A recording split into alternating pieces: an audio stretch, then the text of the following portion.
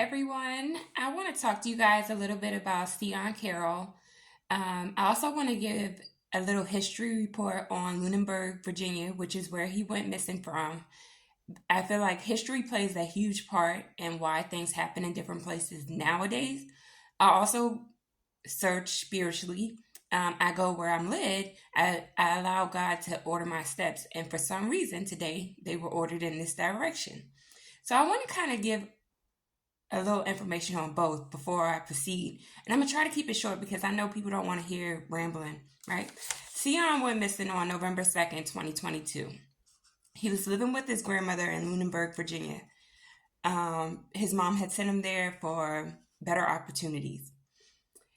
His grandmother thought he walked outside to the backyard, that he would be back in. He never returned. His mother came up there. She used the Find My iPhone app. His iPhone pinged at a registered sex offender's house. They were getting little to no help from the local police department. The mother went to the sex offender's house. They said that they had not seen him. He would have no reason to be there. The police still was not helping. The family put on search parties for him themselves. They searched up and down. They were bringing awareness. They were everywhere trying to find Cion. On November 11th, the former lead detective, his name was Ben Barnes, said he had a hunch to go down a little side street about 2 miles from where Cion's phone pinged from. He located Cion. Cion had been shot in the head, in the spine, and dismembered. They put lye on his body and then concreted him.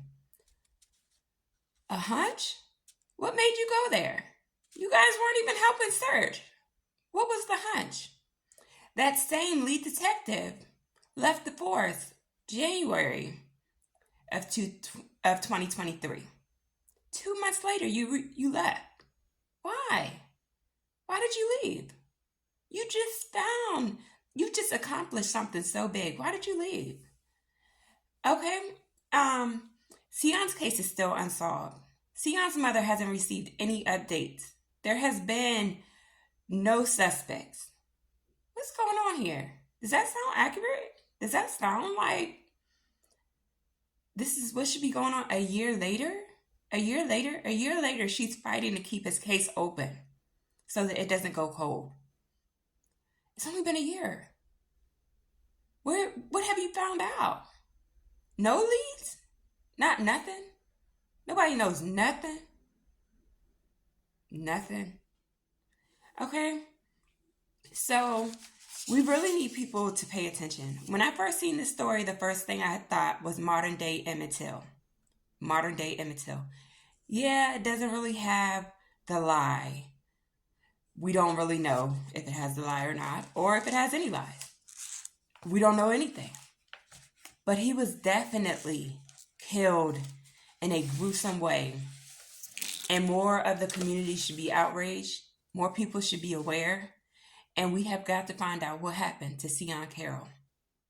Now, a little history about Lunenburg. Lunenburg was where Lucy Pollard was murdered. Lucy Pollard was murdered June 14th, 1895. Within 4 days, they arrested four African Americans, 3 women and a man. Mary Abernathy, Mary Barnes, Pokey Barnes, and William Solomon. Her head was gashed in and she was beaten with an axe. Okay? Mary Abernathy was a farmhand. Pokey Barnes and her mother, Mary Barnes, were neighbors. They had had many disputes with the Pollards over land right-of-ways. Solomon was a saw hand in the city. Solomon had claimed Solomon was arrested when he had spent a $20 bill on a 50-cent meal. And they seen him with additional 20. So they knew that he had money. This was 1800s. 1895, around there. $800 was stolen from the Pollard's home when when Lucy was murdered. So they figured that's why Solomon had the money. Well, all of them were found guilty. Solomon represented himself. The ladies had no counsel, and because there were no laws against counsel, they were not required to have anyone, and no one would represent them. An appeal was finally filed. The city or county of Lunenburg took that offensively. It became an outrage, a war against blacks and whites. They hated each other. The whites hated the blacks. Goes back that far, 1895. An uproar where whites hated blacks in this community because of this murder. Well, the blacks took the sides of the women because Solomon gave this story that these women helped him 8 times. It was recorded 8 times, and each time the story was different. The women were innocent. They did not help him. When Solomon was convicted and on appeal, the women were released because they were innocent. Solomon was worried about in death what would happen to him. He confessed that a white man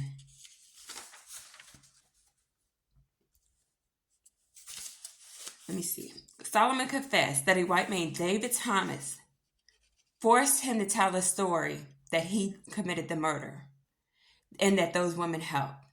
He told that story about David Thomas, the white man, 9 times.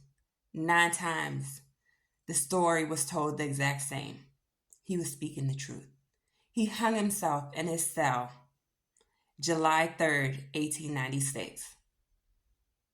History. Whatever's going on in Lunenburg, Virginia, goes way back. It's history, okay? And that sex offender that was on the sex offender registry, that is no longer on the sex offender registry, their name was scrubbed off the registry 4 months after Cion's body was found. How do you get your name scrubbed off a registry? Are you no longer a sex offender? You were already convicted. What happened? How did you get your name off of there? Let all the rest of the sex offenders know. I'm sure the ones standing in the back are trying to figure out how they can get their name off the registry too. Okay? So whatever's going on there, and I said in the beginning, when I first seen this case, it was a serial killer issue. He was dismembered. Most people can't even stand to dismember a body. Who killed Cion Carroll? What's really going on in Lunenburg, Virginia? Okay? And how far does it go back? How many other bodies are buried in Lunenburg, Virginia, keeping the secrets from 1896? History repeats itself as long as everybody continues to turn a blind eye. We need to bring attention to cases like these, babies like these, because no one's safe. Just like Cion wasn't safe. And everything he got, he didn't deserve. But he didn't die in vain unless we allow it to be in vain. Stand up. Let's bring attention to this baby's case. Let's get answers for this mom. Let's get justice. Real justice.